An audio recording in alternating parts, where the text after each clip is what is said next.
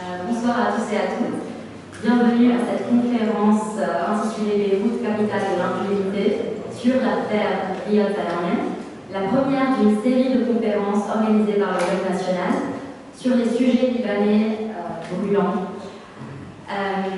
Je vous propose de rentrer dans le vif du sujet. Il est dans le viseur de la justice française depuis juillet 2021 et en 2023 il est mis en cause. Il est poursuivi au Liban et dans 5 pays européens, dont l'Allemagne. En Suisse, les autorités helvètes le soupçonnent avec son frère cadet Raja d'avoir réussi à détourner plus de 330 millions de dollars. À la tête de la Banque centrale depuis 3 décennies, Riyad Salameh est accusé de détournement de fonds au détriment de la Banque du Liban, corruption, blanchiment d'argent aggravé, faux et usage de faux, enrichissement illicite et évasion fiscale. Pour la première fois, un gouverneur de banque centrale en activité fait l'objet d'une notice rouge d'Interpol. Dans son cas, il en fait même l'objet de 2.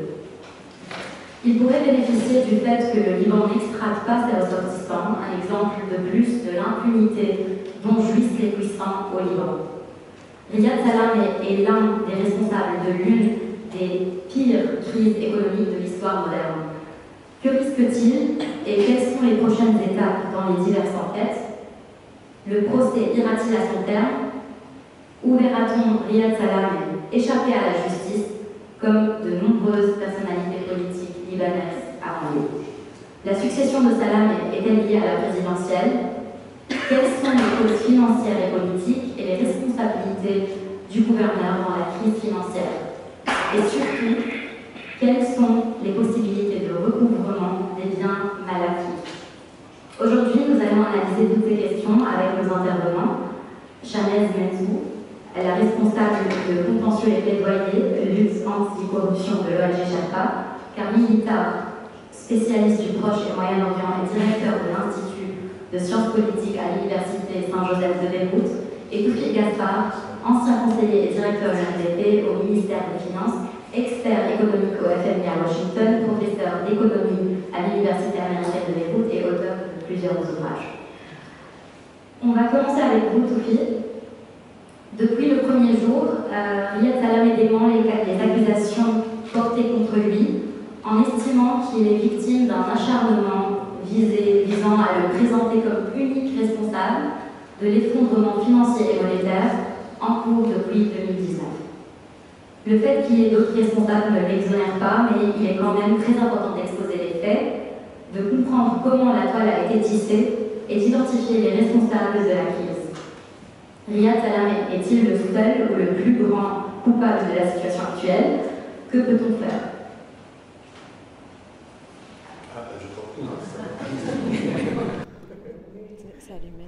Bon, c'est allumé. D'abord, je vous prie d'excuser mon français, ça fait des années que je n'écris et parle en public qu'en anglais. En quelques jours, du jour au lendemain, en 2019, 169 milliards de dollars l'équivalent, dont 123 milliards de dollars ont pratiquement disparu. Plus de 2 millions de déposants n'avaient plus accès à leur argent. Ça ne s'est jamais passé. C'est un cas unique dans l'histoire.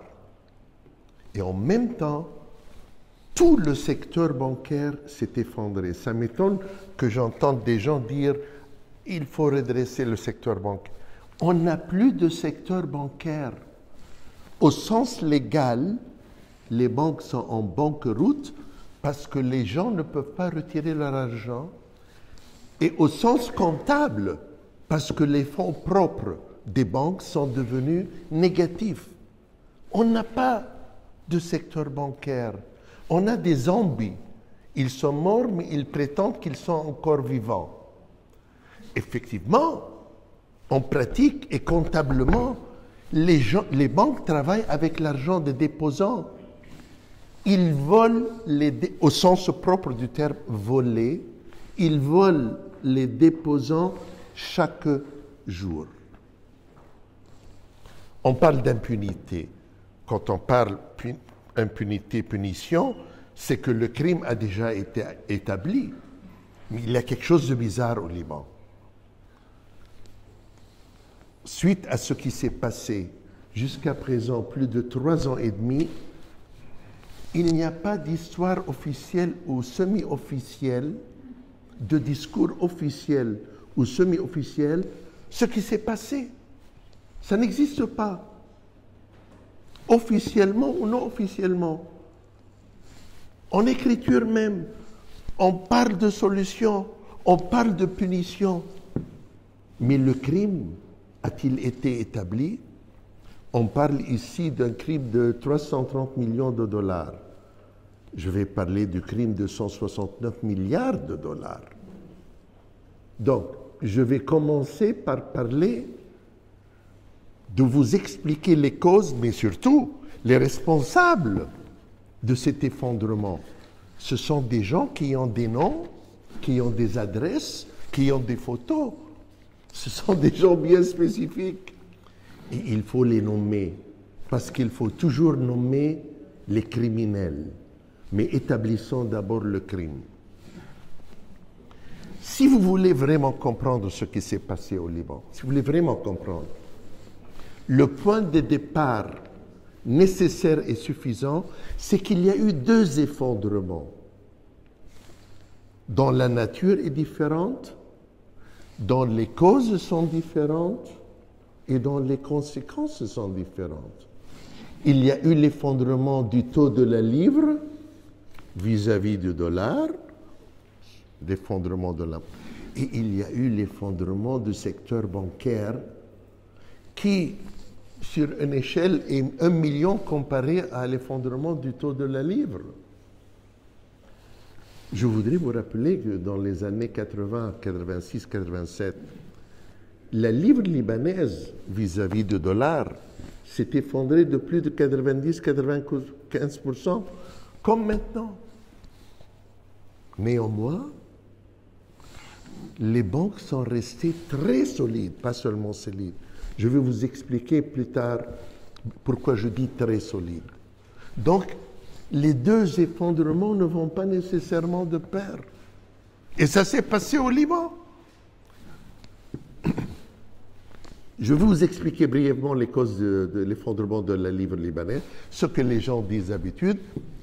L'origine est la politique fiscale, c'est-à-dire ce qu'on appelle la dette, le déficit, et dont la responsabilité peut être imputée aux gouvernements successifs qui ont dépensé sans compte. La dette en elle-même, le déficit, ne sont pas nécessairement mauvais si la cause est des dépenses d'investissement sur l'infrastructure matérielle et humaine. Or, cette dette et ces déficits de l'État libanais, tels qu'illustrés par le budget, la cause a été l'embauche politique. Et il faut nommer les 3 plus grands responsables. Gebran Bassil, et le grand Nabih Berri, et Hariri. Il faut les nommer. Qui est le 3e? Hariri. Parce que ce sont les 3 qui gouvernaient le pays. Je vais vous dire une chose. Rien, pas une livre n'est dépensée ou n'est pas perçue sans la connaissance et l'autorisation d'un des 3 présidents. Ils contrôlent tout. Donc, c'est leur responsabilité directe. Pour les banques, c'est une autre histoire dont il faut prendre connaissance. Pour ça, je voudrais vous expliquer d'abord très brièvement ce que c'est le taux de liquidité. En devise, en dollars. Si vous déposez 100 $ dans une banque et la banque garde 30 $, disons, dans une banque étrangère de réputation, disons Citibank ou Société Générale, on dit que son taux de liquidité est de 30%. C'est-à-dire, la banque peut avoir accès immédiat sur 30 $ si on veut ça. Question. Pendant 15 années de guerre, 75 à 90, Vous savez, ce sont des chiffres officiels. Je ne cite que des chiffres officiels. Aucune estimation. Vous pouvez le calculer en quelques minutes. Allez sur le website bdl.gov.lb. Vous savez quel était le taux moyen de liquidité en dollars des banques libanaises durant ces 15 années de guerre? Je vais vous épargner le calcul. 99,6%. Aucun secteur bancaire au monde ou dans l'histoire n'avait ce taux de liquidité. Même 10 bombes atomiques ne pouvaient détruire le secteur bancaire. Et ça, c'était durant 15 années de guerre. C'est pour ça que les banques sont restées solides. Ce n'est pas parce que nous sommes différents des autres. Septembre 2019, à la veille de l'effondrement, quel était le taux de liquidité en dollars des banques libanaises? 7%. Ah! Toute la question est là. Pourquoi? D'où viennent ici les ingénieries financières que j'appelle criminelles. Donc le responsable est un criminel. Pour moi, c'est un crime. Je vais vous expliquer pourquoi. À partir de 2011, la balance de paiement libanaise était toujours en déficit. Balance de paiement pour ceux qui... C'est-à-dire, si une balance de paiement est positive, c'est qu'il y a plus de dollars qui entrent dans le pays que ça ne sort. Vous savez que depuis l'indépendance en 1943 jusqu'en 2010, l'état normal de la balance de paiement, même durant les années de guerre, c'était positif. Il n'y a jamais eu plus de 2 années consécutives de déficit dans la balance de paiement. Les capitaux affluaient tout le temps. En 2011, depuis la guerre en Syrie, je ne vais pas entrer dans les détails, on n'a pas le temps, chaque année, la balance de paiement était négative. C'est que moins et moins de dollars entraient dans le système.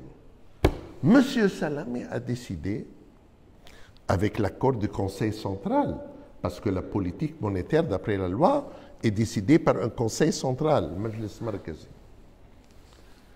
d'emprunter des dollars. Qu'est-ce qu'il a fait? Il est allé chez les banques libanaises. Quel taux d'intérêt gagnaient les banques libanaises en ce temps-là? Vous savez, les taux d'intérêt internationaux, 0,2, 0,3. Il leur a dit, écoutez, déposez vos dollars chez moi, je vous donne pas 0,4, pas 0,6, pas 0,7, pas 1, pas 1,5, 5, 6, 7%. Ça s'est élevé jusqu'à 14%. Ça, c'est un crime. Une banque centrale qui emprunte à ce taux. J'ai dit dans un article, ça, ce n'est pas des taux d'intérêt, ça, c'est des cadeaux. D'où on peut comprendre ce qui s'est passé, parce que chacun veut participer au cadeau. Combien les banques libanaises ont déposé à la Banque centrale jusqu'à la veille? Je vais vous citer un chiffre, personne ne cite. Aucun des officiels, aucun des politiciens, aucun des médias, écrits ou visuels, on ne cite jamais ce chiffre. Vous savez combien les banques libanaises ont déposé à la Banque centrale en dollars? 100 milliards de dollars. 80% de tous les dépôts en dollars. Wow! C'est-à-dire, pratiquement, la liquidité en dollars des banques ont été transformées en illiquidité. Le reste, c'est de l'histoire. Tous les autres, c'est des détails. D'où le crime. La politique monétaire de la Banque centrale, illustrée par ce qu'on appelle les ingénieries financières, ont débarrassé les banques de leur liquidité et comme ça créé un environnement grand risque d'effondrement des banques, il a mis en risque le secteur bancaire qui est né depuis le 19e siècle. Il n'avait pas le droit de le faire. Et les banques aussi, on appelle ça un mismanagement of deposits, une mauvaise gestion des dépôts. Le b.a.-ba de n'importe quelle banque, qu'elle soit en Corée du Nord, ou au Zanzibar ou en Suisse, c'est que vous répartissez vos risques Vous ne mettez pas tous vos œufs dans le même panier. Ils ont mis, on dit d'habitude, tu mets 10-15% de votre capital avec une partie. Ils ont mis 400% de leur capital à la Banque centrale. Si ce n'est pas un crime, je ne sais pas ce que c'est qu'un crime. Donc, les responsables, les criminels, pour l'effondrement du secteur bancaire, sont la Banque centrale, avec M. Salamé, et le Conseil central, mais d'habitude, il a des façons de les amener de son côté, je ne vais pas entrer dans les détails, et les banques commerciales elles-mêmes. Légalement, si je me présente devant vous, pouvez prouver d'après toutes les connaissances dont on dispose au monde, demandez à n'importe quel banquier, c'est une mauvaise gestion claire, pure et simple. C'est pour ça, tous mes amis avocats, quand on parle toujours du côté légal. C'est vrai, il faut, mais il y a l'aspect pratique aussi, le fait lui-même qui crie beaucoup plus parfois que les lois. Des banques qui mettent 4 fois leurs capitaux avec la même institution. On peut me dire que la Banque centrale avait besoin de dollars. D'accord? Mais dans le marché interbancaire, et je suis un banquier, j'étais un banquier, je sais de quoi je parle, vous payez, disons, le 8e, le 16e, au-dessus du taux de marché. Il aurait pu emprunter à 1%. Oui, pas 10, 12%. Ça, c'est criminel aussi. Donc voilà, la responsabilité est établie clairement pour la faillite du secteur bancaire. Voilà. Que peut-on faire? Bon, ça, c'est la responsabilité. Mais il y a une responsabilité indirecte, au lieu de directe, qui peut être plus importante. Rapidement. Il y a des systèmes de garde-fous. Il y a des systèmes de garde-fous au Liban. Les lois sont bonnes. Il y a la commission de contrôle de banque. Je peux vous dire, ils n'ont rien fait. Il y a le ministre des Finances, rien fait. Il y a le Conseil de ministres, le Parlement, qui demandait au gouverneur de la Banque centrale du temps de feu Edmond Naïm. Moi, j'étais avec lui. Chaque année, on lui posait des questions. Depuis la nomination de M. Salamé, aucune question parlementaire ne lui a été posée. Pourquoi? Pourquoi ces garde-fous? Parce que, en fin de compte, à mon avis, le grand problème, nous sommes un pays sous occupation iranienne à travers le Hezbollah, qui contrôle la politique officielle, militaire, de sécurité et les grandes... Et on vient de voir ce qui s'est passé aujourd'hui. C'est pour ça, dernière phrase, même si vous avancez des dizaines de milliards au Liban, la résolution n'est pas légale. Si vous ne vous débarrassez pas de l'occupation, il est impossible, pas difficile, il est impossible que le Liban redevienne un pays normal. Alors tout peut commencer. Le problème n'est pas technique. Nous sommes un pays sous occupation. Si vous ne résoudrez pas ce problème, il n'y a pas de solution. Merci.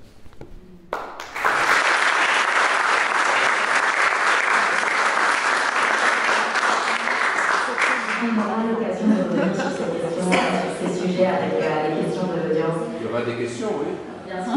Mais il faut le dire que son français est excellent. On fait comment on session Excellent. Je suis un amoureux de la francophonie, je sais. Je me tourne vers Chanès pour parler des enquêtes en cours. La France est l'un des 5 pays européens à avoir ouvert une instruction contre Riyad Salamé et son entourage grâce à une plainte déposée par Sherpa et le collectif des victimes des pratiques frauduleuses et criminelles en mai 2021. Quels sont aujourd'hui les leviers et les responsabilités à interroger en France et malgré les atermoiements de la classe dirigeante libanaise, un recouvrement des biens mal acquis et serait-il possible? Oui, alors effectivement, pour revenir très brièvement sur la construction du dossier, donc c'est effectivement une plainte que nous avons déposée en mai 2021, construite à l'aide de notre avocat William Bourdon, et dans la lignée de notre action qui date depuis maintenant près de 20 ans en matière de biens mal acquis. Alors bien mal acquis, ce n'est pas une terminologie juridique, mais c'est un vocable qui nous permet d'identifier ces investissements qui sont faits en France par des personnalités politiques étrangères. Et donc c'est le moyen de toucher avec le droit français et devant les juridictions françaises des détournements de fonds publics faits hors du territoire, et donc qui, a priori, dépendant des territoires concernés et des pays concernés, pourraient n'avoir que peu de chances d'aboutir à une réponse judiciaire. Alors, peut-être un point intéressant sur ce dossier concernant Riyad Salamé et ce dossier libanais. Pourquoi un intérêt particulier? On sait que la corruption et la corruption d'agents publics et le détournement de fonds publics, c'est une pratique malheureusement extrêmement répandue, qui existe aussi bien dans notre système de droit que dans d'autres pays. Néanmoins, ce qui est apparu assez rapidement avec ce dossier et dans la construction de cette plainte devant le parquet national financier visant un certain nombre, c'est une plainte déposée contre X, donc ce qui permet d'ouvrir au plus largement le champ des responsabilités, mais qui effectivement mentionnait et faisait état de soupçons portant sur Monsieur Riyad Salamé. C'est que ce dossier, il est symbolique à plusieurs égards. Alors, il est symbolique en termes d'échelle. C'est des montants dont on parle et qu'on évoque à ce stade finalement assez précoce de l'enquête, qui sont extrêmement importants. On a vraiment l'impression du budget d'un État tout entier qui a fuité. Il est également symboliquement important parce que est directement concerné la Banque centrale et les banques européennes. Donc là, on a une image, un négatif absolument parfait de ce que nous pointons à Sherpa depuis de nombreuses années. C'est la nécessité d'une complicité, ou à tout le moins d'une défaillance d'un système bancaire, y compris européen.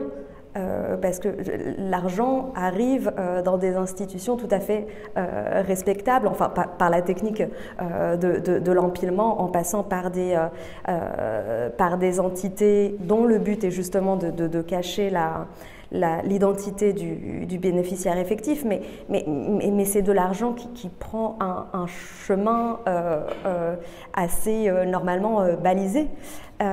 Et il est important aussi également parce que c'est l'un des dossiers où les conséquences de la corruption sur un État et sa population sont le plus flagrants et visibles. Ça, c'est l'objet, la question de la réparation de la corruption et des victimes de la corruption. C'est l'objet de recherches et de travaux au sein de la société civile internationale depuis de nombreuses années. Et c'est assez délicat parce qu'on est encore dans ce paradigme faux dans lequel on pense que finalement la corruption est un crime sans victime. Là, dans ce dossier libanais, on voit une corruption systémique qui a des conséquences des conséquences évidentes sur le plan humanitaire, sur le plan oui, social, mais aussi, oui, sur le plan de la violation des droits humains oui, assez flagrante. Alors sur la question des implications des acteurs donc français ou européens, c'est effectivement une question intéressante et qui est apparue dans d'autres dossiers de biens mal acquis, notamment un autre dossier initié par Sherpa qui concerne les présidents Bongo et Sassou Nguesso, donc au Congo et au Gabon, où finalement a été mise en examen une banque pour donc effectivement sur une réflexion assez évidente en matière de droit pénal, c'est que quand une infraction est commise, la personne, qu'elle soit physique ou morale, qui porte assistance ou qui soutient ou qui permet la commission de cette infraction est qualifiée pénalement de complice. Donc c'est aussi le cœur de la problématique de ce dossier qui effectivement interroge l'espace bancaire et financier européen, ses fragilités, sa porosité à la corruption, la facilité avec laquelle ces avoirs d'origine manifestement illicites, là on parle potentiellement de virements directement d'une banque centrale à des comptes détenus par des entreprises privées. Donc voilà, c'est un dossier assez emblématique de cette double responsabilité et de cette collusion, ou en tout cas de ce refus de voir le problème de la corruption transnationale qui, en réalité, serait, sans ces défaillances, pas si compliqué à endiguer.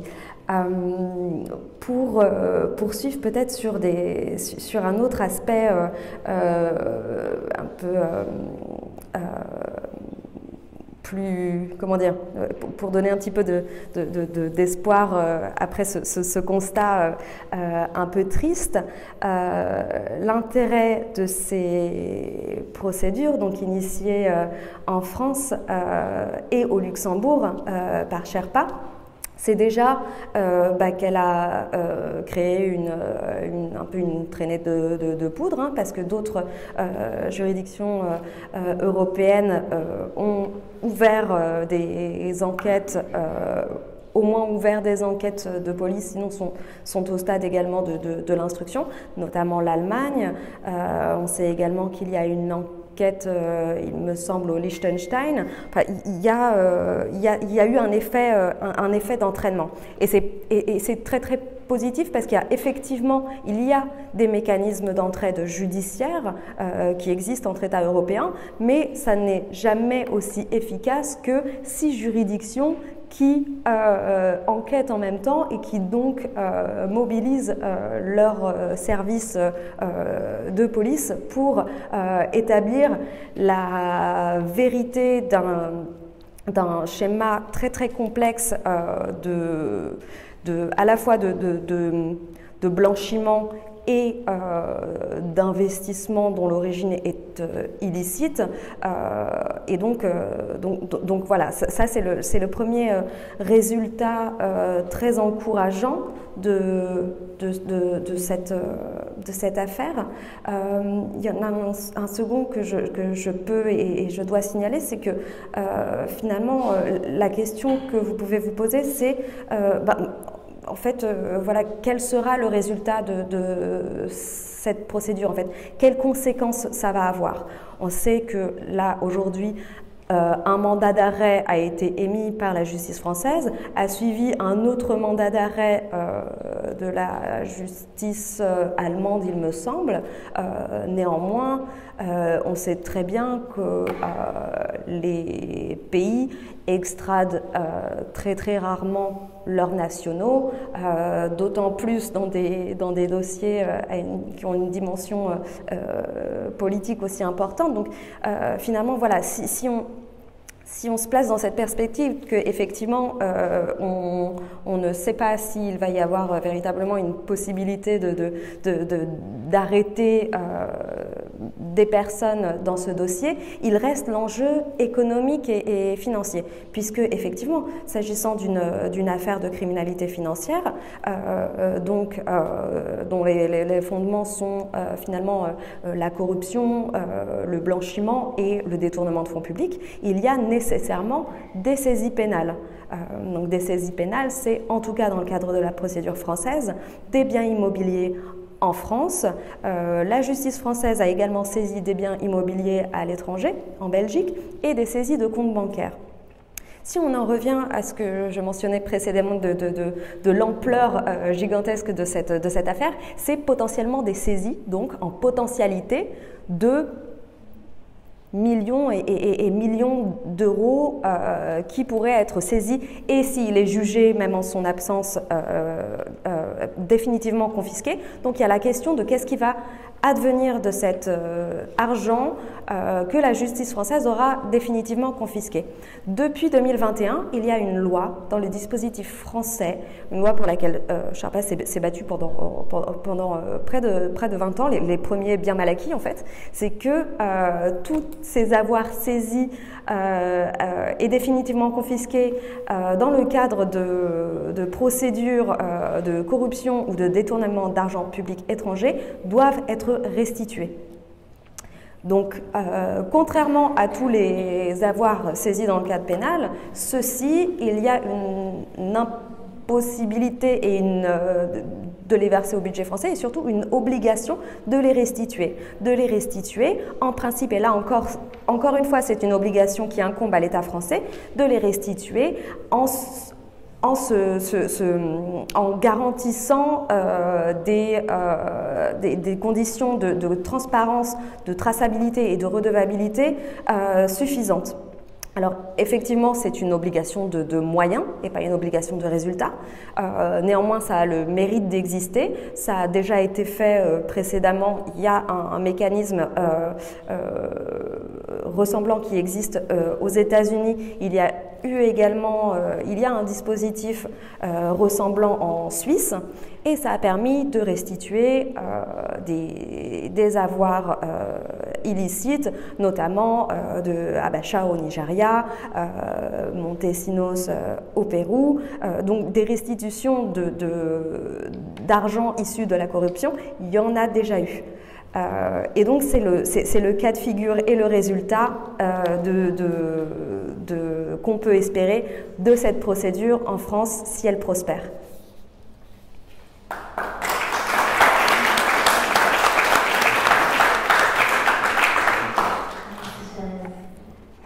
La question qui revient souvent est celle de la succession. Qui va succéder au mandat de 3 décennies de Lia Salamé? Devrait-il démissionner urgemment? Va-t-il le faire réellement? Le gouvernement sortant a-t-il les prérogatives pour limoger un haut fonctionnaire ou nommer un successeur? Et y aura-t-il un rapport entre cette question et celle de la présidentielle? Merci beaucoup Johanna, merci Marc, merci Michel. Très heureux d'être avec vous, de retrouver tellement de visages familiers et tellement de figures éminentes de la communauté franco-libanaise de Paris. Donc Johanna a commencé fort avec quelques questions auxquelles la première sur celle de la succession, nous ne pouvons faire à ce stade que des supputations. Pour les deux autres questions, est-ce qu'il doit démissionner? Bien évidemment, il doit même être révoqué immédiatement. Et oui, ce gouvernement, quand bien même ce ne serait qu'un gouvernement de gestion des affaires courantes, a tout à fait la possibilité de le faire s'il en avait la volonté politique. Il y a des précédents en France, en Belgique, et énormément de raisons urgentes. Ce gouvernement n'est pas uniquement en charge de la gestion des affaires courantes, mais aussi de la gestion des affaires urgentes, et il n'y a pas d'affaires plus urgentes. Je voudrais vraiment remercier le Bloc national pour avoir organisé ce débat, car il n'y a pas de sujet d'une importance plus cruciale au Liban que le sujet de l'impunité. Le Bloc national fait partie de ces mouvements qui se battent simultanément sur plusieurs fronts pour recouvrer notre souveraineté bafouée et pour lutter contre un système communautariste qui nous embrigade et pour réclamer la fin de cette impunité et l'évolution vers un modèle économique et social beaucoup plus juste. Donc on ne peut que se réjouir, quelles que soient nos affiliations politiques, et même si nous n'en avons aucune, qu'il y ait encore au Liban des partis modernes, laïques, souverainistes dans le sens plein de cette expression, car le mot souverainisme est devenu galvaudé au Liban. On utilise le mot souverainiste comme si c'était uniquement synonyme de hostile à l'arsenal du Hezbollah, notamment lorsqu'il est utilisé à l'intérieur des frontières libanaises. C'est une condition nécessaire mais pas suffisante. Le souverainisme, c'est aussi défendre notre souveraineté économique et financière. Et après les deux exposés accablants qui ont précédé le mien, je ne vais pas m'attarder là-dessus. Réfléchir à l'impunité, c'est un point de départ indispensable pour édifier enfin un état de droit où la dignité humaine serait respectée. C'est une condition véritablement sine qua non. On ne pourra pas repartir à zéro si on ne met pas fin à cette culture de l'impunité qui est profondément ancrée, qui est quelque chose de structurel dans l'histoire du Liban. Pour être honnête, il faut reconnaître que le Liban n'a pas le monopole de l'impunité. À travers le monde, des puissants ont échappé à la justice. Aujourd'hui même, c'était les funérailles de Silvio Berlusconi. 86 ans, il était encore sénateur en exercice à la tête d'un parti politique, soutien du gouvernement au pouvoir. Le nombre de casseroles qu'il avait était véritablement impossible à recenser: corruption, concussion, détournement de mineurs, soirée bunga bunga, etc. Ça ne l'a pas empêché d'échapper à la justice. Donc c'est quelque chose d'universel, c'est quelque chose que l'on remarque de temps immémorial à travers le monde. Vous connaissez tous les animaux malades de la peste de La Fontaine. Selon que vous serez puissant ou misérable, les jugements de cour vous feront blanc ou noir. De grands hommes d'État ont été accusés de corruption dans de grandes démocraties occidentales et n'ont pas véritablement payé le prix qu'ils auraient dû payer. Il y a à peine 2 semaines, Donald Trump a été inculpé pour viol à l'unanimité d'un jury à New York. Ça n'a pas empêché le lendemain CNN de le recevoir pour un town hall, et dans les sondages, il était encore devant Joe Biden. C'était avant l'affaire de Mar-a-Lago d'avant-hier. Donc Mar-a-Lago est aussi une capitale de l'impunité. New York, Milan avec Berlusconi, même Paris. On a eu l'ancien président Jacques Chirac condamné pour des frais de bouche, et plus récemment Nicolas Sarkozy condamné en appel. Donc le Liban n'a pas le monopole de l'impunité, mais ce qui est véritablement spécifique au Liban, c'est que c'est quelque chose de structurel, c'est que nous avons une classe politique tout entière qui échappe à toute redevabilité. On pourrait remonter très loin dans l'histoire. Lors de l'assassinat de Lokman Slim, j'ai reçu un coup de fil du journal Le Monde qui m'a dit: on souhaite vous interviewer longuement sur les assassinats politiques au Liban. Donc j'ai été faire des petites recherches statistiques. Et vous savez quel est le nombre d'assassinats d'hommes politiques ou de journalistes ou de figures intellectuelles au Liban depuis la création de l'État du Grand Liban en 1920? On arrive à plus de 212, c'est-à-dire en moyenne un assassinat tous les 6 mois. L'un des premiers, c'était le grand-père de Walid Jumblat, Fouad Jumblat, en 1921, assassiné par le grand-père d'un homme politique encore en exercice, Wiham Wahab. Vous voyez jusqu'où ça remonte. Donc, plus de 200 assassinats politiques de grandes figures, des présidents de la République, des premiers ministres, des intellectuels de renom, des journalistes. Aucun n'a été élucidé. Nous avons bien évidemment des soupçons pour la plupart des commanditaires de ces assassinats, mais presque personne n'a été véritablement jugé. Et pour réaliser le traumatisme, en Tunisie, dans toute leur histoire, ils n'ont eu que 2 assassinats politiques après la Révolution, et ça a suffi à faire tomber un gouvernement tout entier, car ça a traumatisé la population tunisienne. Chez nous, on s'est quelque peu accoutumé à cela. Il y a eu un phénomène de mithridatisation. Le virus a été inoculé. On trouve ça tout à fait naturel. Donc, impunité qui remonte à la création de l'État du Grand Liban, mais surtout le péché originel de l'après-guerre, car il aurait été possible de repartir sur de nouvelles bases, c'est la loi d'amnistie qui a été votée à la Soviet en 1990 au nom de la réconciliation nationale. On a fait fi de l'exigence de justice et on a permis à toute une caste de criminels de troquer leur treillis militaire ou leur veste de miliciens contre des costumes cravates, et ils sont encore au pouvoir 40 ans après. Donc lorsque on fait des compromis sur l'exigence de justice au nom d'une supposée réelle politique, d'une supposée réconciliation nationale, il est inévitable que nous en payions le prix quelques années plus tard. Donc aucune reddition de comptes, aucun président, aucun premier ministre. Un seul ministre dans l'histoire du Liban a été jugé pour corruption dans une affaire de pétrole parce qu'il avait été lâché par ses protecteurs. Donc il y a plusieurs pistes de réflexion. Comment se fait-il que cette culture de l'impunité se soit tellement ancrée?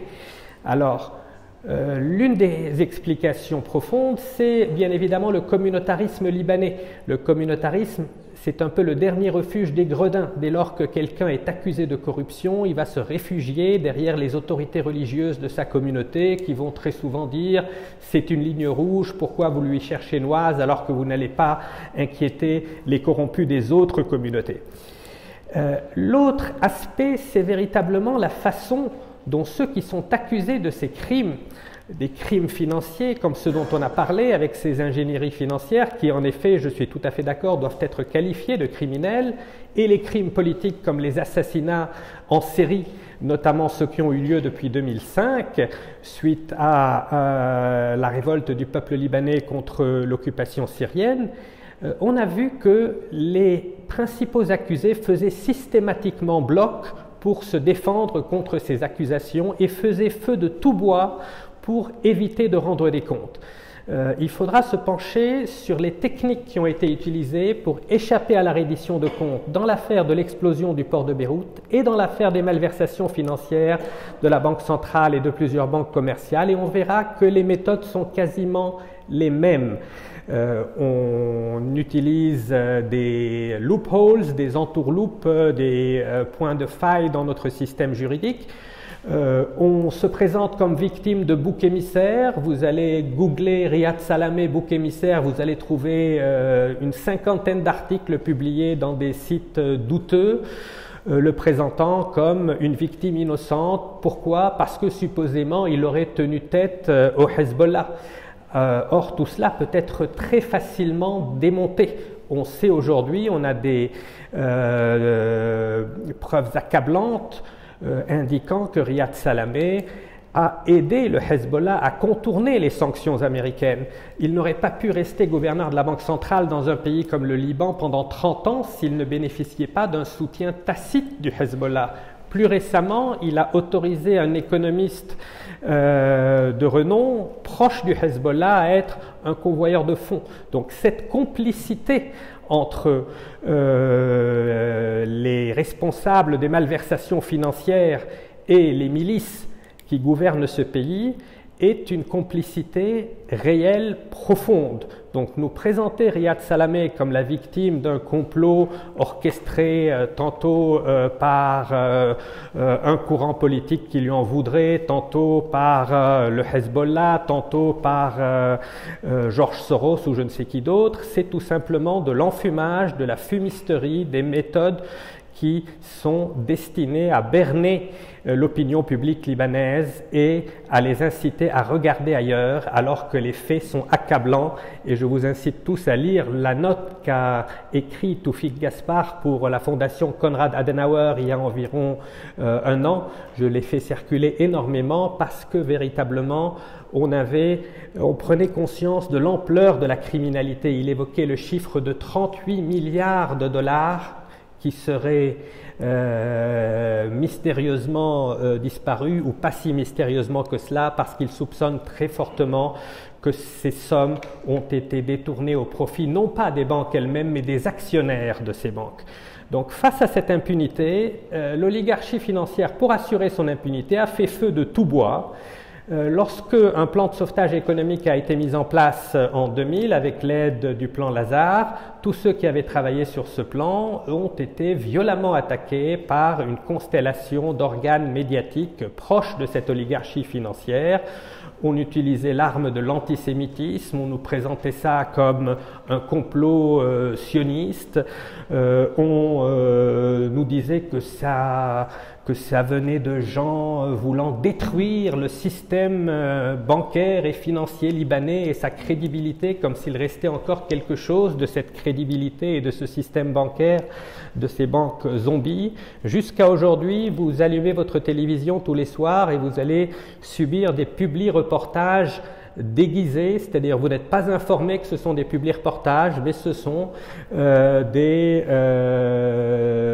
dizaines de minutes d'antenne tous les soirs qui sont payées par l'Association des banques du Liban et par Riyad Salamé pour couvrir ces malversations.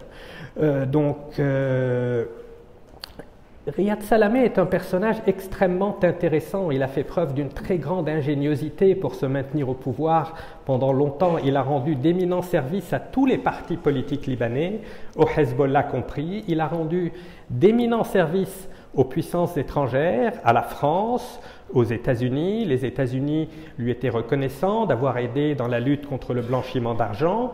Il a quand même été lâché déjà il y a 3 ou 4 ans par la France. Emmanuel Macron, qui lui aussi avait travaillé dans la banque, a tout de suite compris de quoi il s'agissait lorsque ses amis libanais qui connaissent la finance lui ont un peu expliqué cela. Il a été le premier à parler de pyramide de Ponzi, ce que la Banque mondiale a confirmé dans un rapport également accablant paru il y a quelques mois.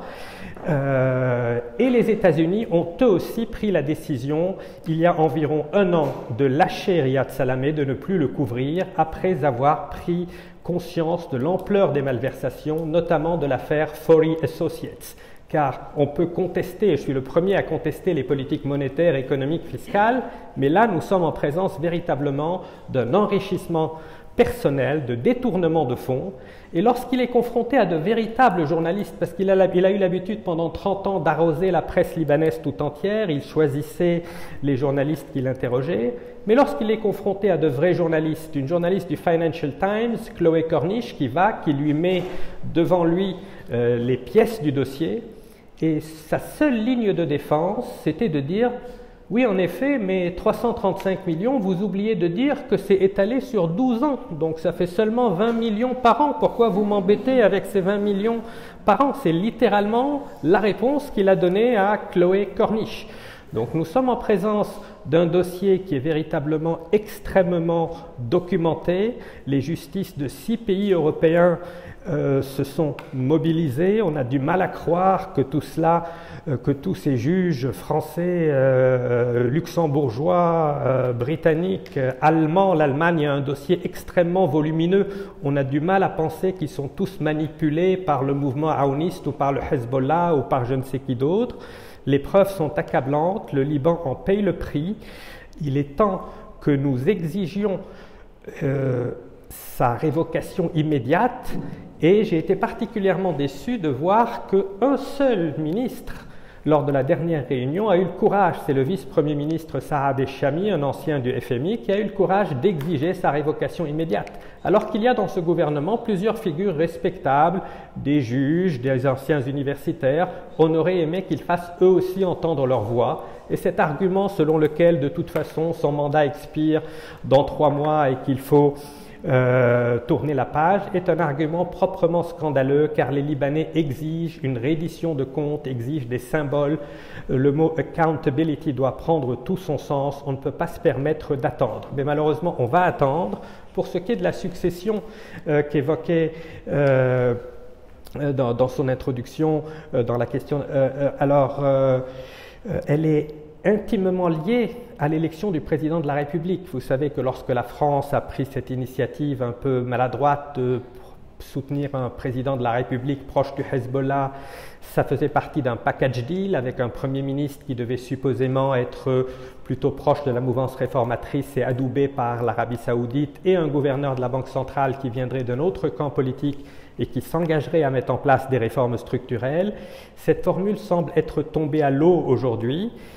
Mais pour ce qui est de la succession, il ne manque pas de banquiers libanais de très haut niveau qui ont exercé des responsabilités dans plusieurs pays étrangers ou même au Liban, qui seraient en mesure d'exercer ces fonctions.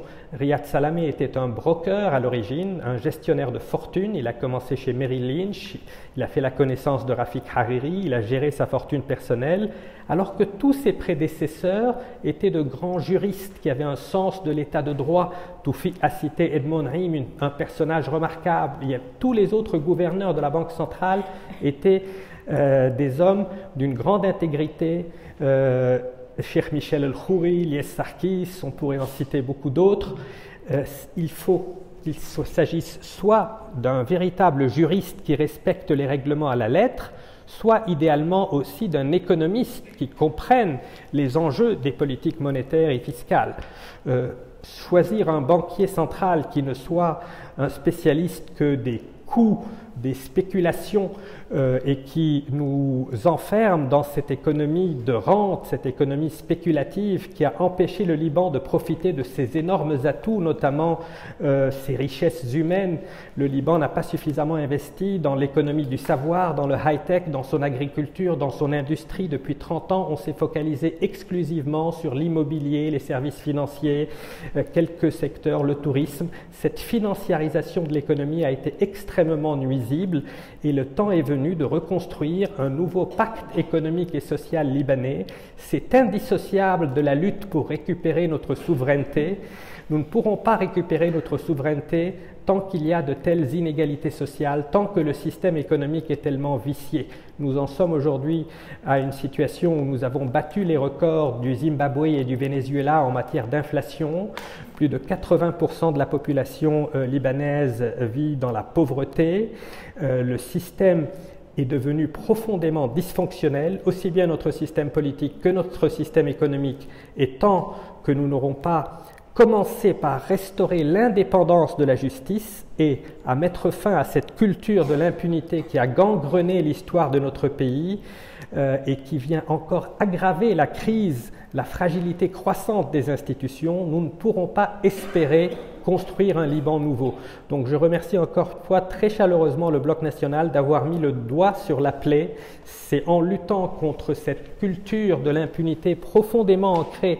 Et il faut aussi que chacun d'entre nous fasse son autocritique, car au-delà des malversations de la classe politique, il y a chez chacun d'entre nous Libanais une sorte d'allergie viscérale à l'impôt. Il y a dans notre ADN, c'est vrai qu'on retrouve ça dans certains sondages. Les Français, les Suisses sont aussi réticents parfois à payer l'impôt. Mais chez les Libanais, c'est assez flagrant. Les scandales d'évasion fiscale, Shakira en Amérique latine, comme par hasard d'origine libanaise, Carlos Ghosn, comme par hasard, et chacun d'entre nous a tendance à vouloir payer le moins d'impôts possible. Alors on se donne parfois des justificatifs historiques en disant c'est parce qu'on a été occupé pendant 4 siècles par les Ottomans, que c'était des étrangers qui nous imposaient l'impôt. C'était peut-être vrai, il y a une part de ces explications sociologiques qui sont convaincantes, mais il n'empêche qu'il faut aujourd'hui que chacun d'entre nous comprenne que ce n'est qu'en modifiant nos habitudes, en demandant des comptes à nous-mêmes, à nos propres dirigeants, que nous pourrons enfin sortir de cette crise qu'on ne peut pas imputer exclusivement à des acteurs extérieurs, aussi néfastes qu'ils soient. Merci à tous. J'ai moi-même quelques questions à vous poser. La première, c'est pour Sophie. La politique de Riyad Salamé de laisser faire à l'égard de l'institution financière a créé un système parallèle au Liban. Donc on cite Akol Hassan ou alors la cash economy, qui a toujours été l'économie souterraine du Hezbollah et qui connaît l'économie souterraine du Hezbollah et qui connaît un pic ou une montée de puissance aujourd'hui après l'effondrement du modèle économique et financier du Liban.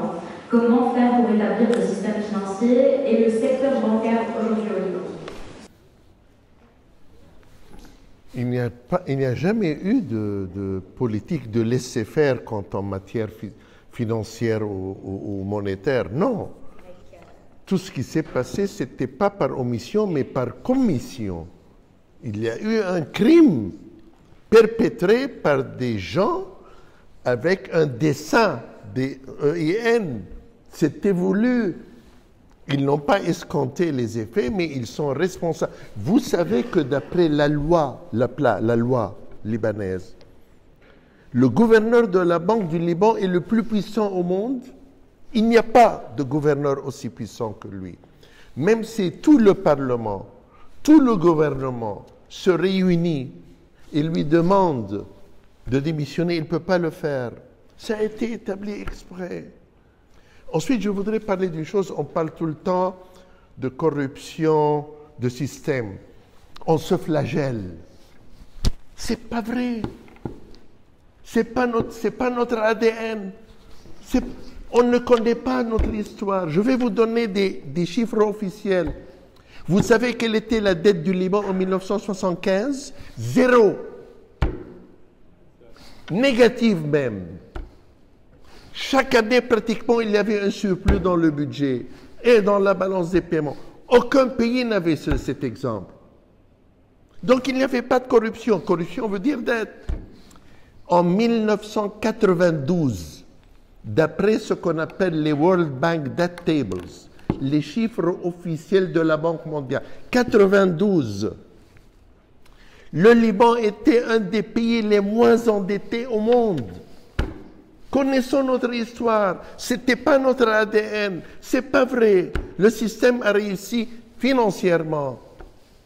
On nous dit, voilà, c'est votre sang, c'est votre ADN. Ce n'est pas vrai. Ce n'est pas vrai, ça. Connaissons notre système. Ce n'est que quand l'occupation a commencé, un pays ne peut pas avoir de politique économique ou politique sous occupation. Ce n'est pas possible. Abu Ammar décidait de la formation du gouvernement. Hafez al-Assad nommait le président. Il n'y avait pas de gouvernement sans son OK. La même chose pour l'Iran. Et on parle de politique économique et de justice. Je ne comprends pas ça. Ce pays, la France, il doit tout à un seul, général de Gaulle, qui s'est opposé à l'occupation. Il est de la nature de l'occupation que le gouvernement soit nommé par l'occupant. C'était le cas ici en France, partout. C'est normal. C'est normal que ce gouvernement soit responsable envers Hezbollah. C'est lui qui l'a nommé. Biati, réponds de lui. Alors ça, c'est un débat très intéressant parce que c'est un peu la poule poule et l'œuf. Donc il n'y avait pas de laisser-faire. Il faut se rappeler ça. Par exemple, vous avez mentionné quelque chose de très intéressant. 200 assassinats politiques. Vraiment, j'ai trouvé ça très tentant. Mais je voudrais poser la question, parce que dans toute distribution statistique, elle peut être biaisée. La plupart, je ne connais pas les chiffres, mais il me semble que la grande partie, la grande majorité de ces assassinats ont été commis après 1975. Forcément, il y a une accentuation, oui. Forcément. Donc, connaissons notre histoire d'abord, mais surtout notre situation actuelle. La corruption est une manifestation du problème. C'est un symptôme. Le médecin ne traite pas les symptômes. C'est vraiment la poule et l'œuf, je crois. Vous avez cité le général de Gaulle. Le général de Gaulle disait que la France n'aurait pas été occupée, n'aurait pas subi la défaite du 10 juin 1940 s'il n'y avait pas eu une faillite des élites françaises pendant les années 1930. C'est possible. C'est le fameux livre de Marc Bloch, L'étrange défaite. Au Liban, c'est un peu la même chose. Je suis d'accord sur le fait qu'on est passé d'une corruption, disons, à l'échelle artisanale avant la guerre à une corruption massive à l'échelle industrielle après la guerre. Mais il y a quand même Mais la corruption, ce n'est pas uniquement la dette publique. Il y avait des marchés, il y avait énormément d'argent public détourné. C'est vrai qu'on n'a pas accumulé de dettes. Mais il y a quand même quelque chose, une responsabilité qui est la nôtre. On ne peut pas constamment imputer, c'est-à-dire que les occupations successives que nous avons subies sont en partie, à mon avis, la résultante d'une occupation interne qui est celle de la corruption. C'est vrai que les assassinats se sont intensifiés après 1975, mais il y avait quand même eu Riyad al-Salah, père de l'indépendance libanaise en 1951, Naïm Rabrab, Nassib el-Metni, la guerre de 1958, une série d'assassinats qui ont précédé. La corruption n'est pas uniquement la résultante. Pendant la période de l'occupation syrienne, on avait des études qu'on nous sortait, on nous disait ce sont les Syriens qui ont siphonné toute cette fortune. Il y avait en fait une mafia libano-syrienne. Ce sont des hommes politiques libanais, des personnages que nous connaissons tous, qui sont pour beaucoup d'entre eux encore au pouvoir, qui portent quand même une très lourde part de responsabilité. Donc ce débat est intéressant, les deux arguments méritent d'être entendus, mais je suis de ceux qui pensent que le ver est dans le fruit, que nous n'aurions pas été victimes de tellement d'interférences étrangères s'il n'y avait pas chez nous un esprit de lucre, une corruption, un soif du gain. Vous lisez l'histoire du 19e siècle, c'est à l'époque où on a commencé à parler de culture des consuls, d'immixtion, d'interférence de tous les pays étrangers. Vous allez regarder les archives diplomatiques, ce sont les petits cheffaillons locaux, ceux qui aspiraient à d'autres fonctions, qui allaient se mettre au service des puissances étrangères et qui s'impliquaient dans d'énormes scandales. On parle aujourd'hui de Nabih Berri de Joubran Bassil à l'époque de Bchar al-Khouri. Son frère avait également mis toute l'économie du pays sous coupe réglée. Alors c'est vrai que ça ne s'était pas manifesté par une dette massive, c'est tout à fait vrai que jusqu'en 1983, nous n'avions pas cette corruption à l'échelle industrielle, mais nous sommes quand même en partie responsables. Moi, je suis de ceux qui préfèrent utiliser l'expression influence iranienne plutôt qu'occupation iranienne, pour des raisons pas seulement sémantiques, pour des raisons tactiques. C'est comme le Vatican. Alors l'influence iranienne est comme l'influence du Vatican au Liban. Non, elle est bien évidemment beaucoup plus pernicieuse, mais parler d'occupation à propos d'un parti qui est quand même représentatif de vastes franges de la population libanaise, c'est leur donner le sentiment que vous êtes une colonie iranienne qui les occupe et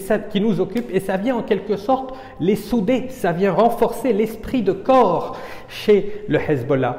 Il vaut mieux justement les attaquer sur leur complicité, sur la façon dont ils ont couvert cette économie mafieuse, sur la façon dont ils ont été le fer de lance de la contre-révolution après le 17 octobre 2019. C'est un débat que j'ai souvent eu avec Faris Saïed et avec d'autres intellectuels chiites très hostiles au Hezbollah qui ont essayé de convaincre Faris Saïed que parler d'occupation iranienne, c'est en quelque sorte leur rendre service. Ça vient renforcer chez eux l'esprit de corps, la solidarité mécanique. Ils disent, voilà, ils nous accusent d'être des étrangers, un corps étranger. Ce sont des Libanais ancrés sur cette terre depuis des siècles qui sont aujourd'hui eux-mêmes pris en otage par une idéologie qui est étrangère. L'idéologie, je le reconnais, même le père fondateur du Hezbollah, Cheikh Mohammed Hussein Fadlallah, refusait l'idéologie du Wilayat al-Faqih. Elle est apparue plus tard avec Khamenei et Hassan Nasrallah. Mais encore une fois, il faut assumer que nous sommes en présence d'un parti libanais qui est peut-être le parti qui a eu le plus vaste soutien. C'est un parti qui obéit à des injonctions étrangères, mais on ne peut pas le comparer à l'influence du Vatican, mais il y a beaucoup d'autres pays qui ont également une influence notable au Liban. Oui, c'est une soirée légale. Permettez que je vous réponde en droit. En droit. D'après l'Assemblée nationale des Nations Unies, pas le Conseil de sécurité, la Cour internationale de justice, la Cour criminelle internationale et la Croix-Rouge internationale. Quand je dis occupation, je me fonde sur quelque chose de précis. Qu'est-ce qu'ils ont admis, le principe? C'est que si vous avez dans un pays A une milice armée et assujettie politiquement à un pays B, on peut dire que le pays A est occupé par B. Ça, c'est un principe de droit international. Or, moi, en tant que Libanais, je n'ai pas à me servir de droit parce que la plupart des Libanais le sentent dans leur chair et dans leur existence. Il n'y a pas de politique étrangère sans l'approbation de Hezbollah. Il n'y a pas de politique militaire sans l'approbation de Hezbollah. Il n'y a pas la formation d'un gouvernement sans l'approbation de Hezbollah. La Grande-Bretagne a financé tous les tours de contrôle le long de la frontière libanaise. Il y a un tronçon de plus de 30 km. Hezbollah a dit, vous n'avez pas le droit de continuer pour garder la liberté de leur incursion militaire. Et puis on ne dit pas qu'il y a occupation, bah, vous êtes libre. Mais si on ne reconnaît pas ça, et on dit, vous avez dit qu'il y a des gens aussi corrompus. Mais, professeur, de par la nature de l'occupation, qu'est-ce qu'on dit le terme inventé dans ce pays? Il y a des collabos, des collaborateurs. Ce n'est pas des politiciens qui choisissent d'être corrompus. La corruption, parce qu'ils sont nommés par l'occupant. Et puis la corruption n'est pas un fait biologique, je m'excuse. Ça existe dans tous les pays, en Suède, en Angleterre, en Suisse. Ce qui les arrête, c'est les lois effectives et la police et la justice. On ne peut pas dire qu'il y a un peuple naturellement porté sur la corruption. Non, là-dessus, on est tout à fait d'accord. C'est pour ça que j'ai commencé par dire que nous n'avions pas le monopole et à citer des cas étrangers. Mais sur la qualification d'occupation, il y a un débat entre les juristes. Il y a un juriste éminent basé à Paris qui s'appelle Saji Senno, qui est un faucon sunnite anti-Hezbollah, qui a fait toute une série d'articles extrêmement documentés pour montrer que cette expression d'occupation iranienne était problématique. Ça ne veut pas dire qu'il y a une influence extrêmement pernicieuse. Ça ne veut pas dire que, comme il l'a dit, le Hezbollah est l'acteur principal et prend toutes les décisions qui comptent au Liban. Mais Albert Camus disait, mal nommer les choses, c'est contribuer au malheur du monde. Donc il y a un parti libanais qui prend en grande partie ses ordres à l'étranger, mais il faut utiliser ces expressions avec prudence, non pas uniquement au-delà du débat juridique, je ne sais pas, on ne va pas trancher le débat juridique, mais du point de vue purement tactique. Mais il est créé par l'Iran. Il est créé par l'Iran. Il est aussi la conséquence de l'occupation, de l'invasion israélienne du Liban en 1982. Le problème avec le Hezbollah, c'est qu'il y a une double filiation. Il y a 1979, la révolution iranienne, et il y a 1982, l'invasion israélienne du Liban, qui a été un traumatisme quand même, qui a fait 1 million de réfugiés et 30 000 morts selon les sources israéliennes. Donc le Hezbollah n'est pas exclusivement une exportation iranienne. Je vais permettre deux interventions du public. Parce que je pense que c'est sur la même question et c'est intéressant si on peut avoir le monsieur derrière et puis madame devant. On reviendra ici. Ce soir, monsieur l'État, je me serais beaucoup de venir défendre le Hezbollah et choquer tout le monde. Vous m'avez probablement mal compris si vous avez pensé que je défendais le Hezbollah. J'ai commencé cette conférence en listant les assassinats politiques qu'ils avaient commis de Lokman Slim à Hassan Hamdan à beaucoup d'autres. Mais je conteste l'appellation d'occupation iranienne. Hassan Nasrallah a dit notre argent tout vient de l'Iran. C'est une liste iranienne qui est le pays. Composée de Libanais. J'ai demandé la parole pour dire ça valait la peine aujourd'hui à cet rassemblement. Parce que, enfin, deux éminents conférenciers, M. Vital et mon ami Gaspard, ont osé certifier et dire en public que derrière Riyad Salami, il y a un mafia, il y a des criminels, une bande de criminels. Rarement on l'a dit. De sorte à ce que cette conférence aurait été nommée le casse du siècle, pas la Riyad Salami. Et de là ma question à Mme Mensous, je suppose. Nous respectons beaucoup votre action. J'ai rencontré Bourdon à son bureau, j'ai vu de vos conférences, mais vous concentrez votre action sur un Salami uniquement. Sur 300 millions de dollars, comment, comme l'a dit Lutfi Gaspard, c'est 260 milliards de dollars.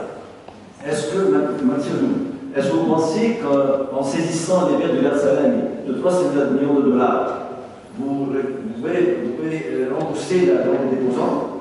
Deuxième question. Médiatiquement, comment vous vous laissez faire par une partie Manzoumi, en l'occurrence Karamiste, qui profite de votre action pour montrer que le plan armiste Et quand c'est une Petite précision, madame, ce n'est pas libanaise, elle ne connaît pas le contexte libanais. Non, et je suis désolée, je voulais être brève et j'ai mentionné les cas au Congo et en Guinée équatoriale, mais effectivement, des cas de corruption, on en a fait dans le monde entier, y compris nous sommes partie civile sur le procès qui va être envoyé bientôt concernant Nicolas Sarkozy et le financement libyen. Donc voilà, je suis tout à fait d'accord avec ce constat que la corruption est un mal absolument consubstantiel peut-être à la société humaine et en tout cas qui n'est absolument pas propre au Liban. Peut-être je vais répondre à la question qui m'a posée puisque monsieur s'interrogeait sur effectivement la limitation de notre action à monsieur Riyad Salamé. Ça c'est une incompréhension peut-être qui vient du retentissement médiatique de l'affaire. Nous, on a déposé une plainte du coup devant le parquet national financier qui est une plainte contre X. Et une plainte contre X, c'est dans le droit procédural français une manière de saisir la justice en fait, donc en matière de qualification pénale, donc de corruption, blanchiment détournement de fonds publics, et d'ouvrir potentiellement l'action judiciaire à toute potentielle personne impliquée et tout bien saisissable en France ou à l'étranger d'une qualification qui pourrait être retenue en droit français. Alors, je voudrais également répondre à un point parce qu'il y a un argument très significatif qui revient très souvent chez les partisans de Riyad Salamé qui nous disent il y a 335 millions qui ont été détournés, mais pourquoi vous en faites toute une affaire puisque le pays a perdu 90 ou 100 milliards? C'est un argument d'abord qui ne tient pas la route parce que les sommes qui ont été dilapidées par Riyad Salamé sont beaucoup plus importantes. D'après Roy Badaro, qui est également un faucon anti-Hezbollah, si on impute à Riyad Salamé la responsabilité dont il porte en grande partie la décision du PEG, on atteint plusieurs dizaines de milliards de dollars, mais quand bien même j'accepterais que ce serait seulement 335 millions. D'un point de vue juridique, si je prends un flingue ce soir et que je tue 300 personnes dans cette salle, est-ce que vous allez me dire c'est pas grave, il y a Bachar el-Assad à côté qui a tué 20 000 personnes, donc vous pouvez aller rentrer chez vous tranquillement. Donc on ne peut pas minimiser. Et puis le fait que le courant aouniste ait tenté de récupérer certaines actions contre Riyad Salamé ne doit pas nous inciter à faire une fixette, à en faire un sésame explicatif universel. C'est aujourd'hui la population libanaise tout entière qui est victime de cette mafia que vous avez citée et tenter de portraiturer tous les adversaires de Riyad Salamé en étant soit complaisants envers le Hezbollah, soit complaisants envers le aouniste, soit manipulés par je ne sais quelle puissance étrangère, c'est extrêmement dangereux, mais cette stratégie médiatique qu'il a mis en place depuis quelques années s'est avérée efficace, semble-t-il, puisqu'il y a encore beaucoup de gens qui nous disent 335 millions, ce n'est qu'une goutte d'eau dans l'océan. Un grand merci pour ce débat très intéressant et très, comment le dire, assez musclé. Merci. Docteur Gaspard, vous avez été le premier. La crise financière a commencé en octobre 2021, si ma mémoire est bonne. Octobre 19. En octobre 2019. 2019. Voilà, je n'étais pas au Liban à ce moment-là, et vous avez quand même identifié et accusé, pour revenir à Salamé, Riyad Salamé, bien avant. Vous avez identifié cela bien avant. Aujourd'hui, moi j'ai une question, je suis épatée par ce débat et cette salle extrêmement attentive. J'ai une question peut-être innocente à vous poser. Revenons à Riyad Salamé. Pourquoi aujourd'hui la France et tous ces pays, aujourd'hui, je parle en termes de timing, ils sont tombés sur lui. Alors il y a eu quand même des accusations, des preuves qui ont été accumulées, non seulement contre lui, mais contre d'autres dirigeants, et qui ont été présentées notamment à des institutions internationales telles que Interpol, Europol et Eurojust. Et je ne comprends pas pourquoi aujourd'hui tout ce débat est fait. C'est peut-être innocent de ma part, mais est-ce qu'il y a un timing lié à une question politique quelque part? Et un mot de Balzac, si je me souviens de mes lectures d'école, dit que quand on n'a pas d'écorce, tous les coups portent. Quand on n'a pas d'écorce, tous les coups portent. Il y a c'est-à-dire, après l'effondrement du système financier libanais, qui est un phénomène historique, tout est devenu permis. Et il faut rappeler que l'action judiciaire contre Salamé porte toutes des actions sur le territoire français. Ce n'est pas à eux de parler de... Oui, mais maintenant on ne peut pas toucher Salamé. Le problème est politique. D'ailleurs, il a menacé, sans le dire, il a menacé Miati et Berri.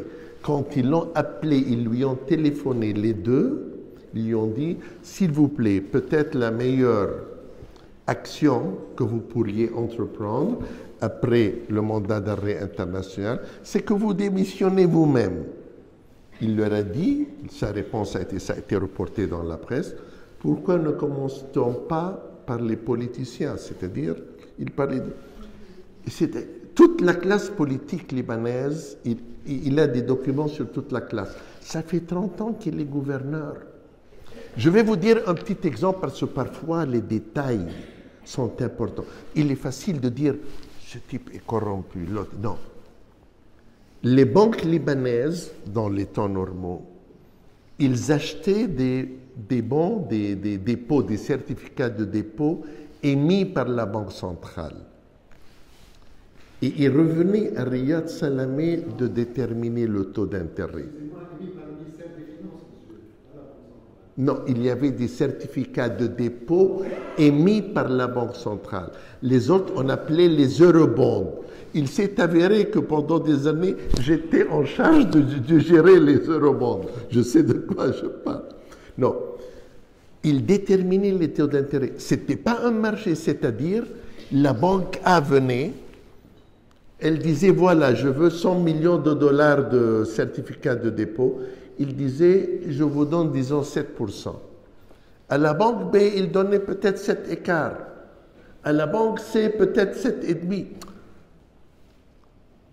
Ça veut dire que lui, chaque matin, suivant s'il avait eu plusieurs scotch ou pas, il déterminait le taux d'intérêt pour chaque banque. Pour chaque banque. Ce n'était pas un marché établi. C'est-à-dire, il déterminait les fortunes des banques. Et bien sûr, il voulait un coup de ça. Ça, ce sont des choses qui ne sont permises nulle part ailleurs au monde. Ça, ce sont des détails importants. C'est ça qui a réveillé certains observateurs. Ce n'était pas possible. Une personne qui détermine si vous touchez 10 millions de dollars de plus ou de moins. Voilà. Là, pour répondre à votre question, tout le monde a peur de Riyad Salamé au Liban, les politiciens. S'il y a lieu de le toucher, ce sera par la justice étrangère. Voilà. Merci évidemment à chacun d'entre vous. Je suis Farid Al-Aktaji. Ma question est plus pour Karim, enfin elle est pour tout le monde. On a parlé beaucoup de corruption. Dans le métier que je faisais avant, qui était l'audit, on se disait, ok, quand on a analysé quelque chose, il faut chercher les causes racines. Et pour trouver les causes racines, on disait qu'il y avait une technique facile qui était de 5 why. Ma question derrière cette corruption, que tout le monde voit, consubstantielle, qui est devenue industrielle après la guerre, comme vous disiez, Karine, ma question c'est, est-ce que derrière ça, il n'y a pas le sentiment d'un certain nombre de personnes qui se sont rendues compte que le Liban n'était plus leur patrie définitive? Vous avez beaucoup parlé de Libanais, mais finalement, qu'est-ce que c'est que les Libanais? Vous avez beaucoup rappelé que les Hezbollah étaient Libanais eux-mêmes. Qu'est-ce que c'est? Qu'est-ce que nous avons en commun?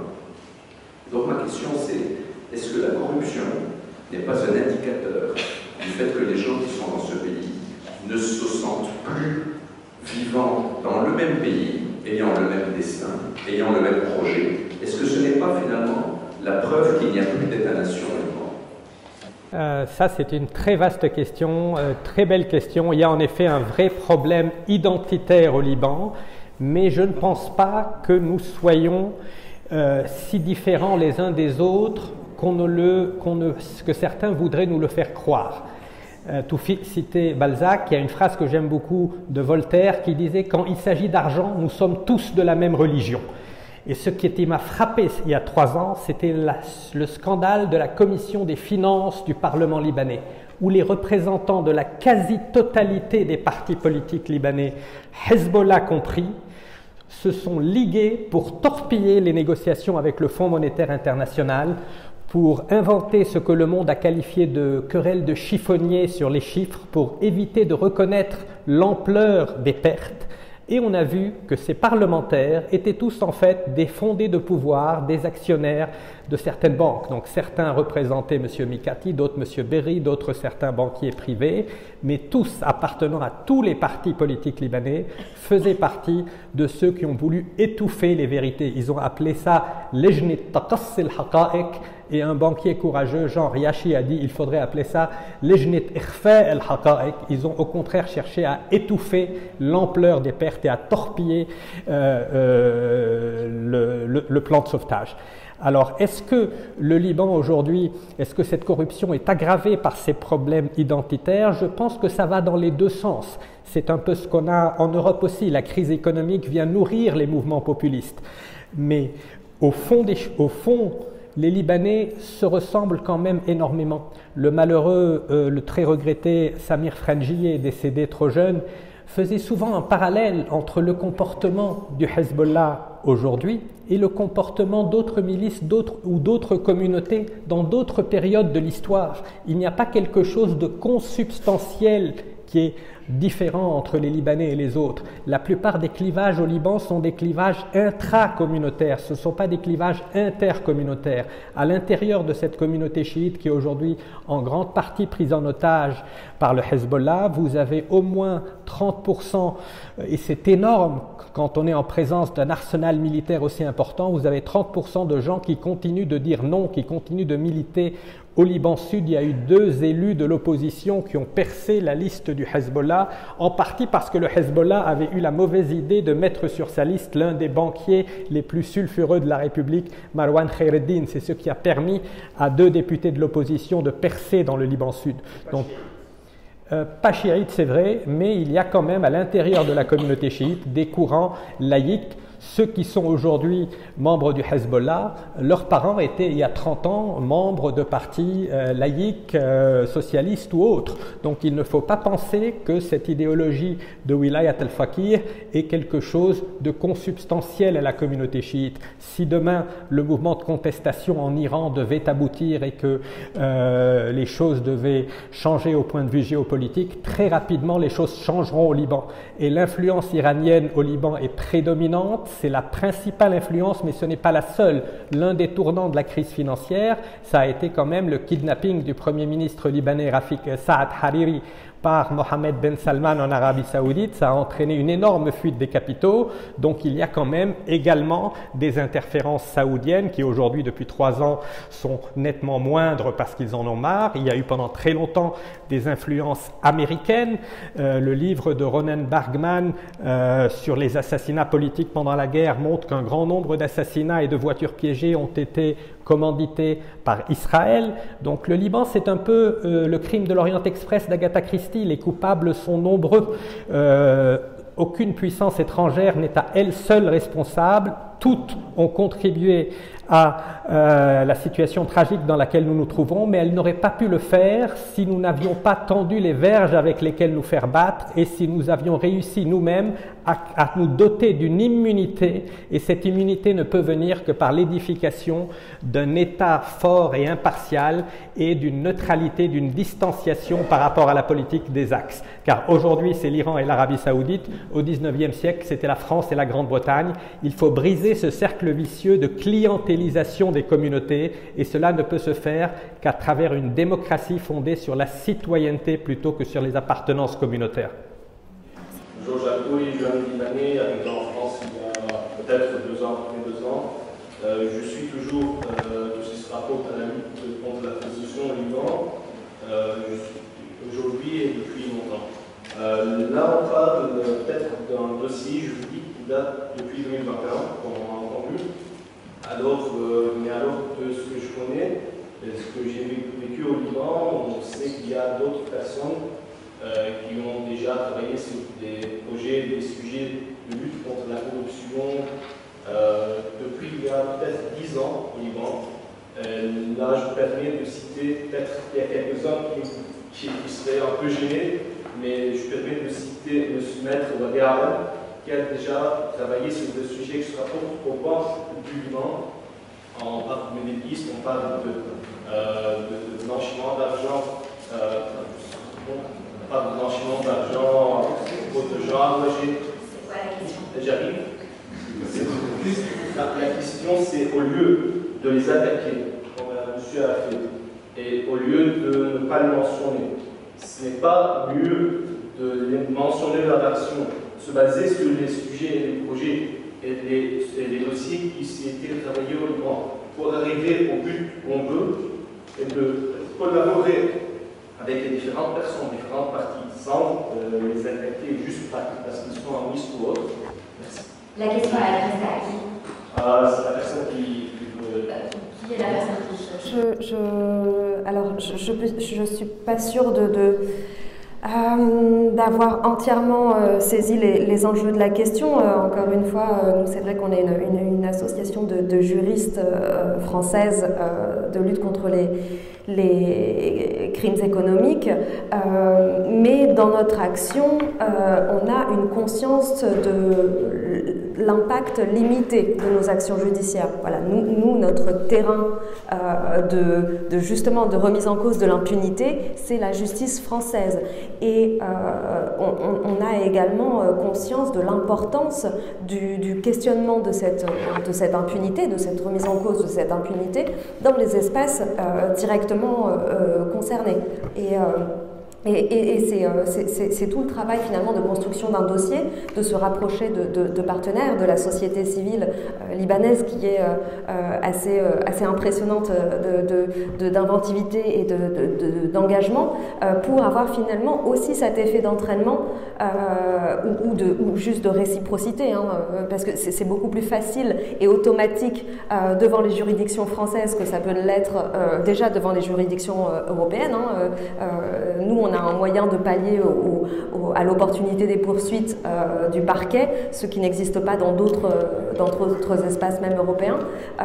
Mais c'est quelque chose effectivement qui fait partie de la réflexion autour d'un dossier. Comment est-ce qu'on peut aussi participer à cette même dynamique, partager les outils avec les personnes, la société civile, les acteurs du pays concerné. Avant de prendre votre question. Antoine Menassa, retraité, Vincent. Merci pour tout ce que vous avez dit. Franchement, c'était très intéressant de connaître un peu les avis des uns et des autres. D'ailleurs, avant d'arriver dans la salle, on savait un petit peu ce que les uns et les autres allaient évoquer. Simplement, je veux rassurer la salle, rassurer tout le monde, que le jour où il y a eu, enfin, ils ont essayé de lever des saisies sur Yad Salem et Atali, il y a eu des instances pénales qui sont rentrées et qui ont dit, ça y est, on fait une instruction pénale contre ce monsieur. Et on sait très bien tous que le pénal met le civil en état. Oui ou non, messieurs? Ouais, je vais répondre sur cette question de droit français. Cette décision-là, elle a mis donc, le civil en état. C'est-à-dire que ça maintenant ne peut plus disposer de ces biens pendant 10 ans peut-être. Vous parlez de la procédure qui a lieu en France. Oui. Ce sont des saisies pénales et il y a effectivement. Non, c'est des saisies conservatoires, madame. Oui, ce sont des. J'en passe, c'est pas ça mon sujet. Mon sujet s'adresse maintenant à M. Gaspard, quand même. Et heureux de vous revoir, M. Gaspard. La dernière fois, nous étions en Zoom, je crois, avec les États-Unis. Ça me fait plaisir.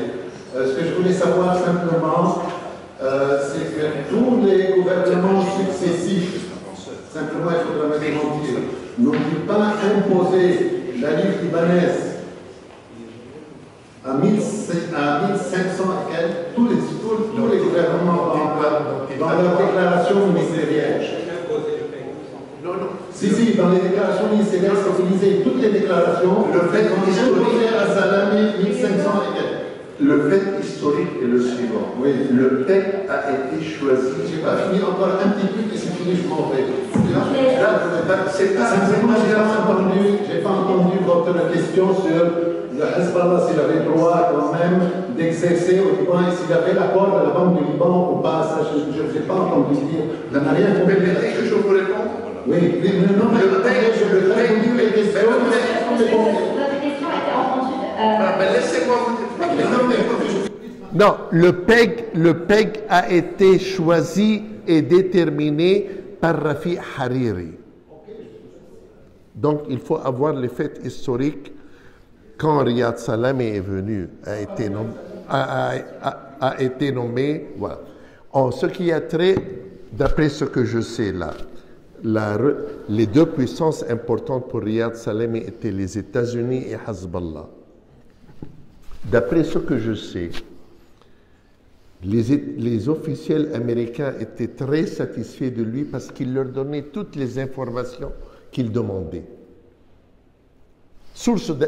D'après ce que je sais, pour le Hezbollah, il les laissait faire. Je vous signale, la dernière, donc, pour Riyad Salamé, la prolongation de son mandat a été effectuée en 2017, parce que c'est 6 ans.